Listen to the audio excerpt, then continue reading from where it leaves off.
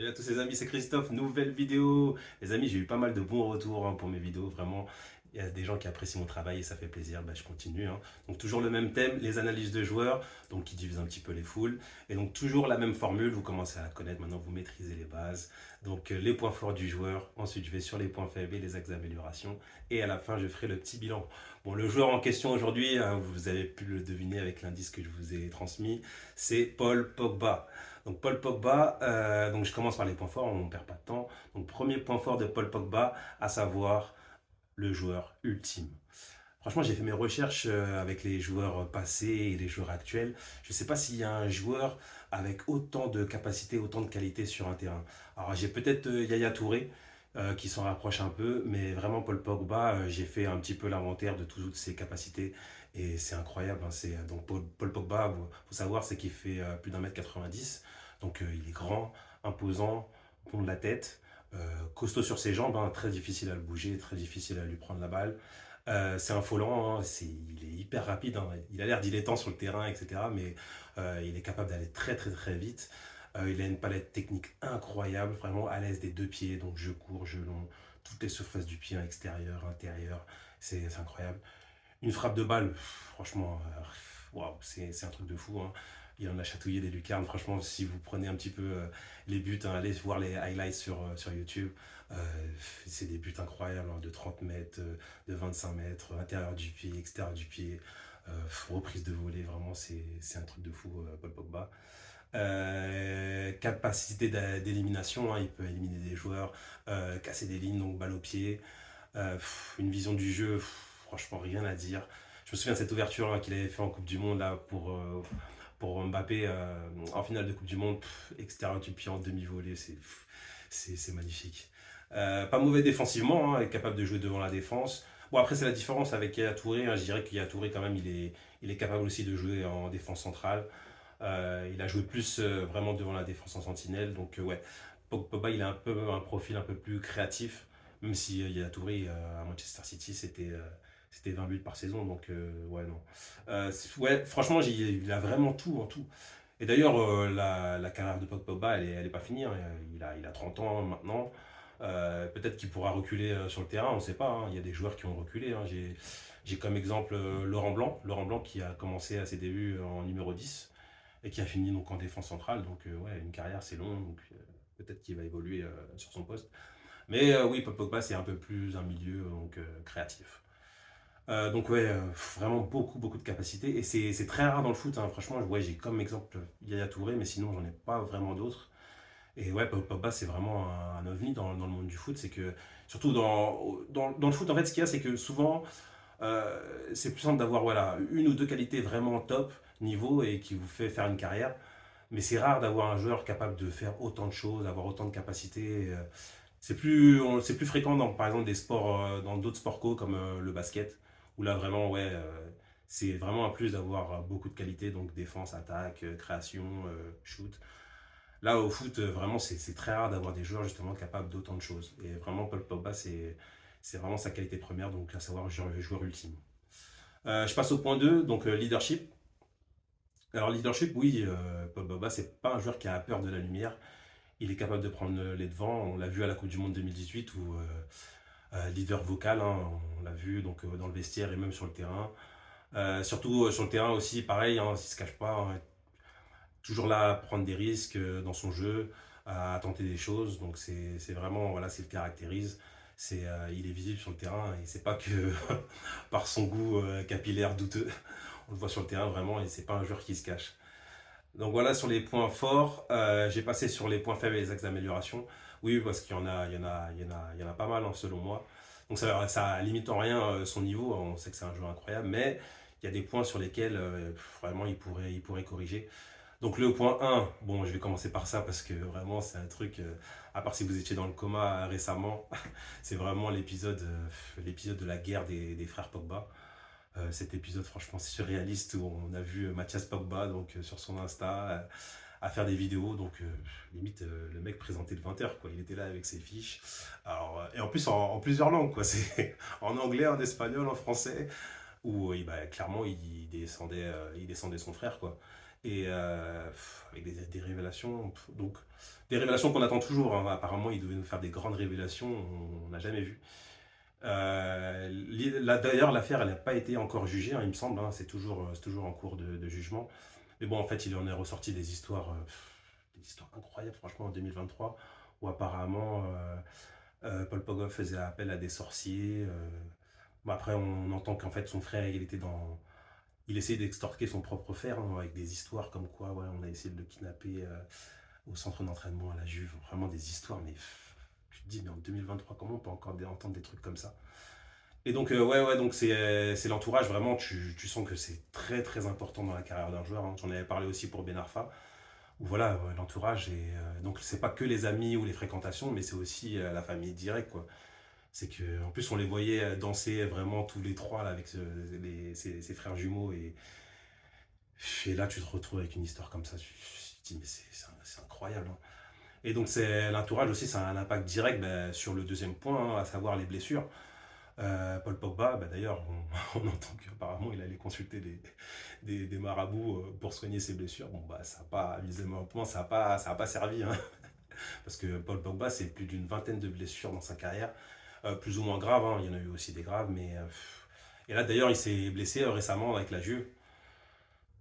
Une énième blessure, alors qu'en plus, il s'était arrêté pendant pas mal de temps. D'ailleurs, il avait raté la Coupe du Monde 2022 à cause des blessures, où il n'a pas voulu se soigner. Finalement, il s'est soigné, il a raté quelques matchs. Là, il est revenu récemment et hop, re-blessure. Donc là, c'est un cauchemar dans cette carrière.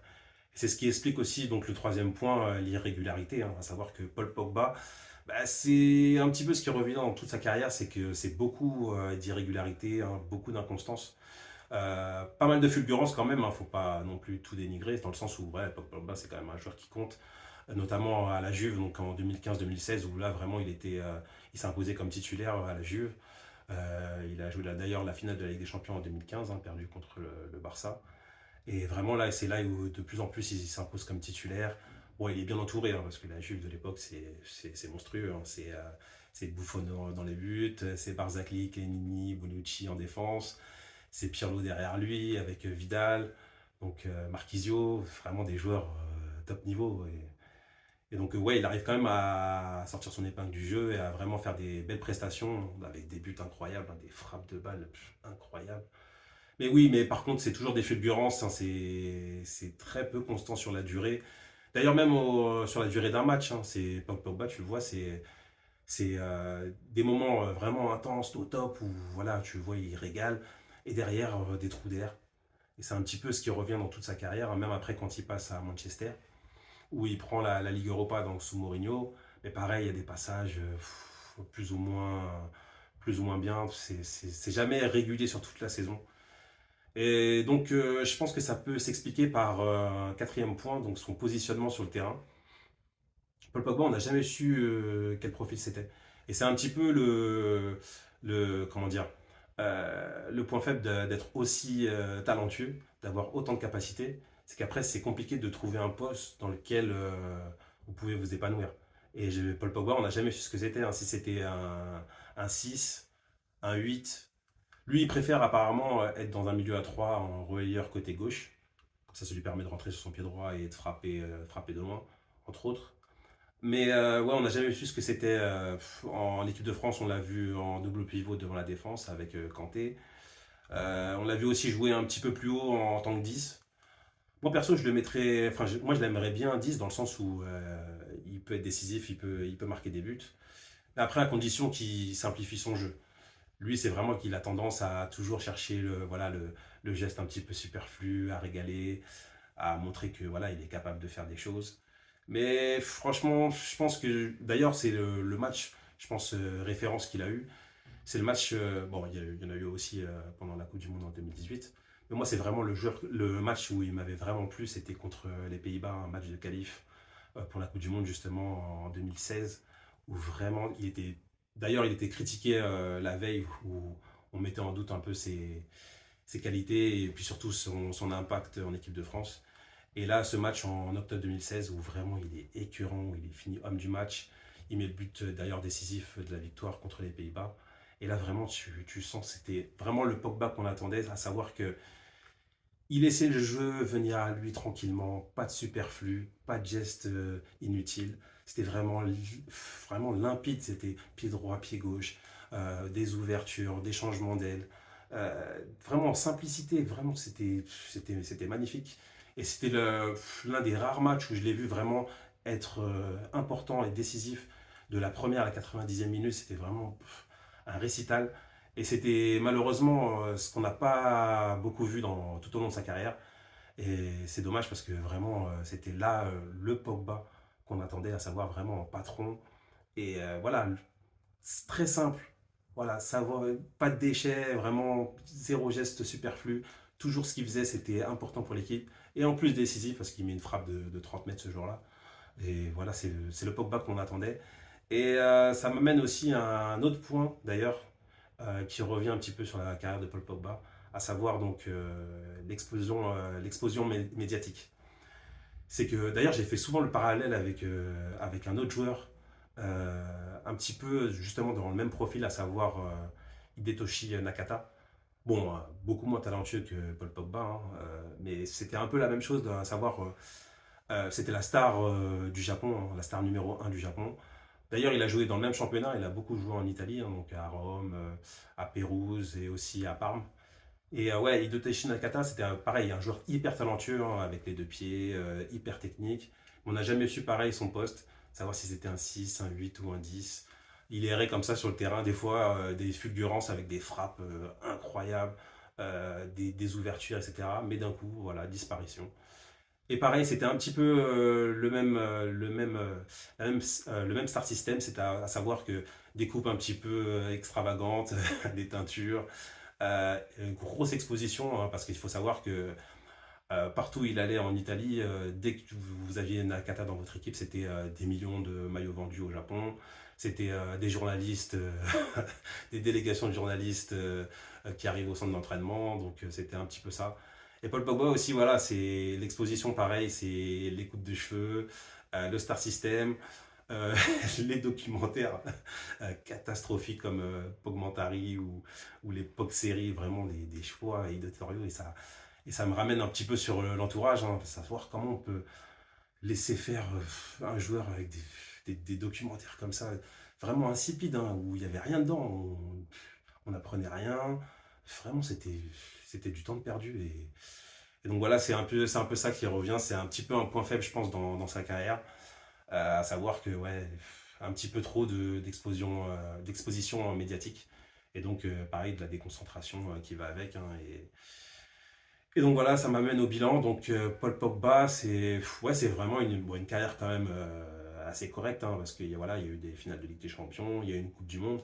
Bon, ça c'est pas rien quand même avoir une Coupe du Monde, et surtout très important pendant cette Coupe du Monde, donc c'est pas rien. Mais c'est pas la carrière qu'on attendait, à savoir c'est beaucoup d'irrégularités, pardon, beaucoup de blessures, beaucoup de matchs bah, très moyens. Et c'était pas ce qu'on attendait d'un joueur aussi, comme je vous l'ai dit, hein, aussi talentueux, hein. Et d'ailleurs, ça m'amène à savoir bah, qu'est-ce que ça va être le futur de sa carrière, parce que avec toutes ces blessures, toutes ces histoires extrasportives, est-ce qu'il va pouvoir continuer à être au top niveau? Bah, c'est un petit peu la question. Bah, n'hésitez pas à me dire ce que vous en pensez, hein, sur Paul Pogba, hein, ce joueur. C'est vraiment quoi, un joueur quand même, comme il existe peu, hein, c'est autant de qualité, c'est incroyable. Mais est-ce que ça va continuer sur la durée? Bah, dites-moi ce que vous en pensez, hein. N'hésitez pas à liker, à vous abonner et puis à partager, hein, si vous aimez mon contenu. Et puis je vous dis à la prochaine les amis. Allez, salut.